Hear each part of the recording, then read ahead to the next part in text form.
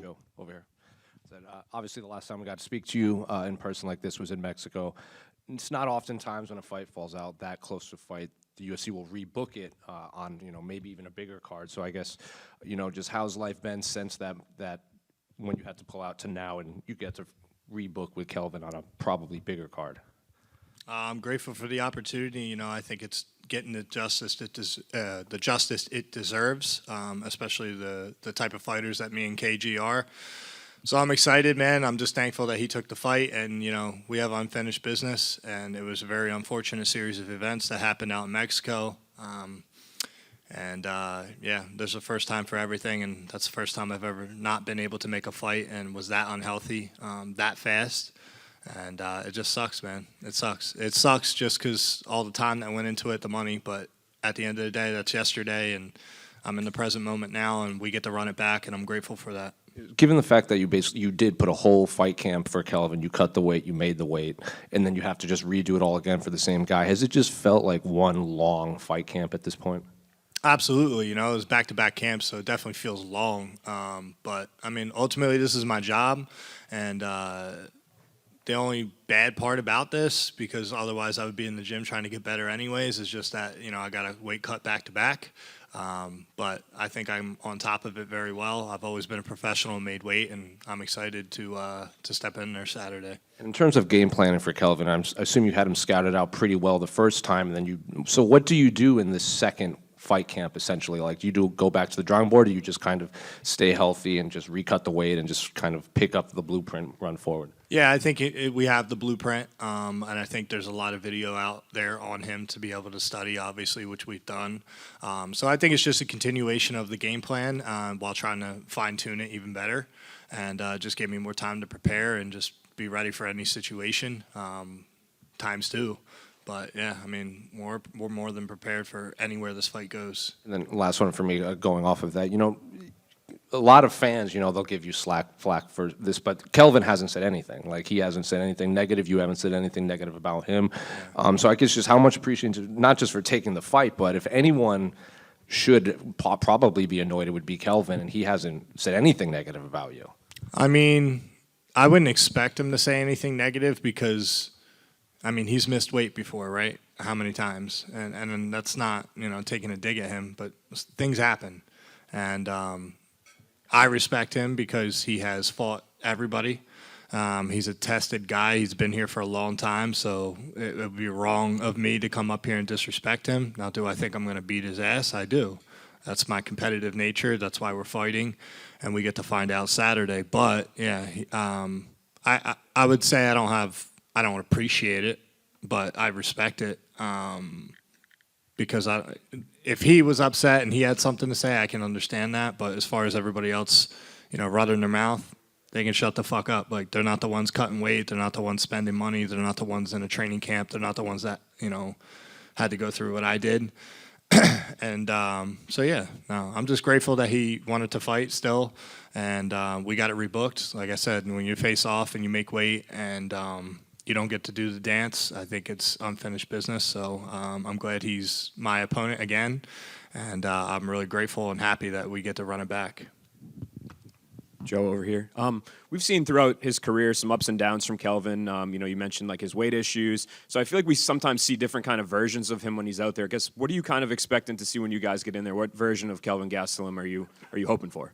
I've trained for the Kelvin that fought Izzy, the guy that's going to be in your face, the guy that's got the cardio to go hard 15 minutes. And, so I'm training for the best version of Kelvin. I also thought, in my personal opinion, that KG has done his better work at 85.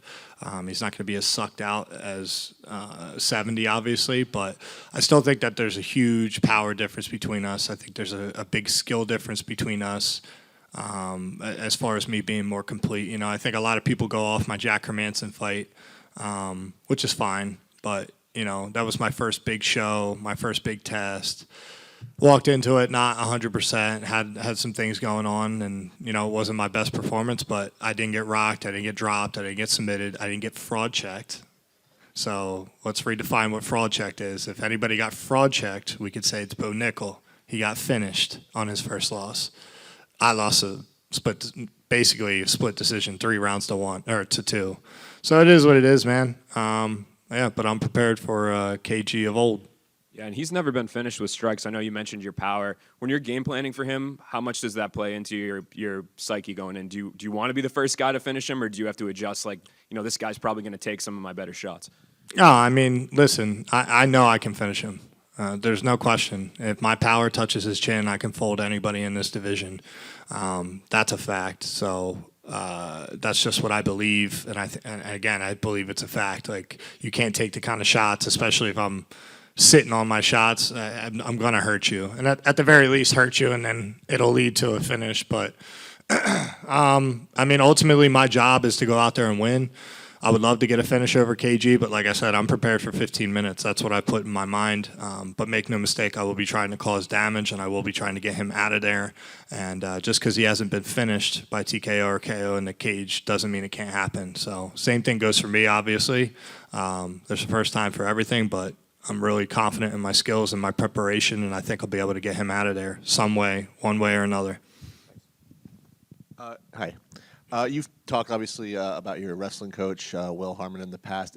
Given the proximity to media, will he be there on Saturday? Will you have any other friends? Or? Yeah, I have a lot of people here. I haven't offered him to come yet just because of trying to figure out everything with tickets and whatnot. He's got 3 babies, and he's got a special needs daughter, so she requires a lot of his time. It's hard for him to get away. But, yeah, I mean, he texts me. We talk all the time, and he's always going to be somebody very special in my life.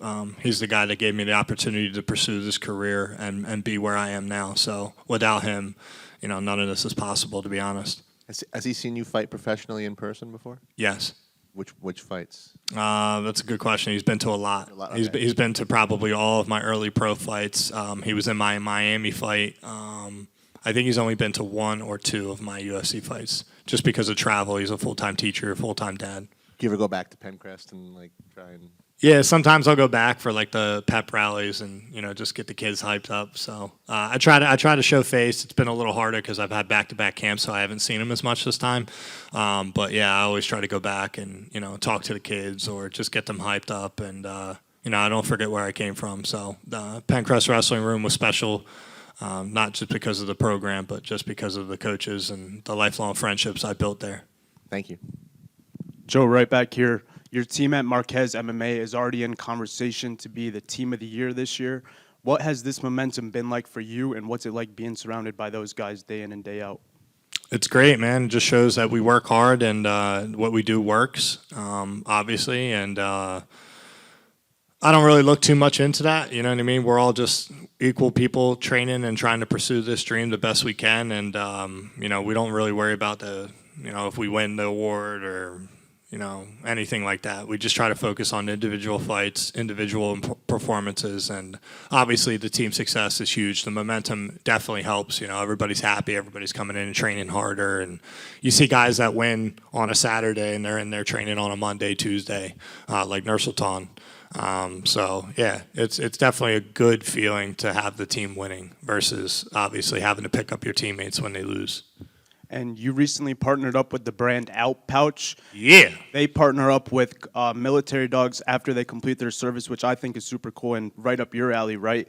What's it like being a representative of them within the professional realm of MMA? I love that you brought that up. That's a great question because I just did, a deal with them, and I'm a big fan of Tucker Carlson and watching all of his interviews and just his outtake on things. And I'm just happy to support a brand that, actually stands for something positive and, they're impacting the world. And I think Tucker's doing a great job of that. And I'm very happy to be able to rep them on my back. And I hope that I can become, the first branded athlete for them at this level in the UFC. So shout out to Alp and Tucker Carlson. Let's get this dude's ass whooped on Saturday.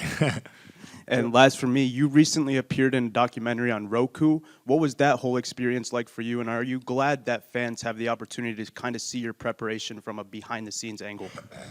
Yeah, so the documentary is free on Roku. It's out finally after 2 years. We had a lot of things that we had to get through with licensing and who was paying what. And it was a little bit of a mess, but it's out. And I think the biggest thing with that is it doesn't show you like obviously the preparation per camp, but it shows you my lifelong dedication to the sport, my commitment, and it goes beyond these interviews of ego questions, you know what I mean, where it's like, oh, you think you're the best, you think you do this, who you want to fight next. You know, it actually shows you the person that I am and what I've endured to get here.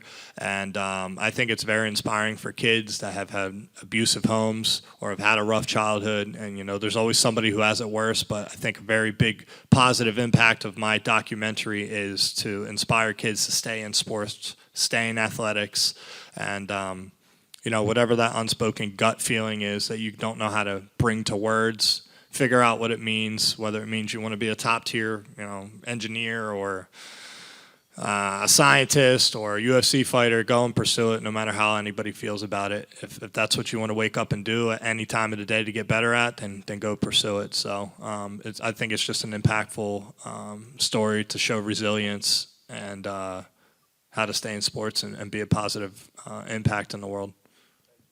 Joe, right here. So after the pullout from in Mexico, you got a lot of hate in your comments and everything. Does that light a fire under you a little bit, or do you find it amusing? They can still suck my dick, honestly. That's how I feel. It was not a race statement, which everybody tried to turn it into. Like, I don't like Mexicans and all this shit. I don't like their food. I don't like the fucking country. That's how I feel. I don't think as a professional athlete fighting somewhere with that kind of elevation or that kind of air quality and the risk, let alone just of the food. Like the air quality and the elevation wasn't even hard for me to adjust to. I got there early. I slept in a hyperbaric chamber. I was adjusted. I was making runs. I felt great. It's just 14 out of the 15 meals I cooked, I didn't cook on the last day, and I got super sick, and I was sick for weeks. So, yeah, I got a lot of hate because, you know, I'm sitting there borderline crying, upset, and gutted that I didn't get to perform. I make the weight. I felt great, and then all of a sudden I get hit with this vicious fucking shit, vomit, throw up. Like, it just, like, the sweats. I lost 14 pounds in 7 hours, and I slept 1 hour. I was literally close to making weight again when I woke up. I was 193 pounds. I'm a dude that walks around at 220. Like, it wasn't feasible. And I've never had to pull out of a fight, so it was very disheartening to see people be like, oh, we hope the cartel kills you. We hope your plane crashes. Oh, you're a pussy. We hope you die from whatever. So it's like, all right, suck my dick. That's how I felt. And that's why I said Mexico's a shithole, and I'll never go back. I won't fight there. But the people were nice. I have no problem with the people. It's just fighting there as a professional athlete makes no fucking sense to me. That's just my personal opinion. So everybody claims they love free speech until it's spoken, and then they try to censor you, or they try to say you're a racist, or they try to say that you hate people. It's like, whatever. Think what the fuck you want. I don't give a fuck. Yeah, I mean, you told Kelvin you almost got robbed there. I mean, it definitely wasn't a good experience. My coaches and my teammate got fucking stopped by the police because they were trying to shake them down for cash that they didn't have. Like, come on, dude. Crazy. Like, if we got to talk about fucking why anybody would dispute that it's not the best country, all we have to do is look at how many people have crossed the border and who knows how many fucking years. Like, come on, man. Don't act like it's such a great place. It's ran by gangs and fucking law enforcement's paid off by gangs. It's not that great of a place. Stop fucking coming at my neck. You know, they got two hands on my dick at all times. It's fucking frustrating. Joe, right over here. 1 second. On a lighter topic, actually, I just wanted to ask, this will be your first fight with your black belt. How much can we expect to see you show off that black belt in this fight? Well, I think Kelvin, just my opinion, I think Kelvin's afraid of my power early, so I wouldn't be surprised if he wrestles to try and tire me out type deal. So we're more than prepared, brother. I think I have very underrated grappling, very underrated wrestling, and I think the only negative people can go off of with my game in that regard is just the 5th round against Jack, because I was fucking exhausted in a 5-round fight, my first 5-round fight. So I'll be good, brother. But yeah, hopefully if he gives me an option to grapple fuck him and take him down and beat his ass, then I'll do it. Over here, Joe, one of the biggest comebacks in the sports is your hairline. Do a lot of fighters ask you about it because it turned out really well? I don't know if that's an insult or not. No, that was a compliment. I'm going to remember your motherfucking face now. No, that's it. You're right. It is one of the greatest comebacks, man. This shit is fucking flowing. It's a little thin. I probably should get it a little thicker, but yeah, it looks good. It looks good. And I'm not somebody that really cares. I even know everybody's like, well, you went to Turkey. It was offered. Me and my coach went. We got it. And it was a great experience afterwards. But yeah, fucking look at this shit, dude. I'm still ugly as fuck, but not as ugly. Best of luck on Saturday. No luck.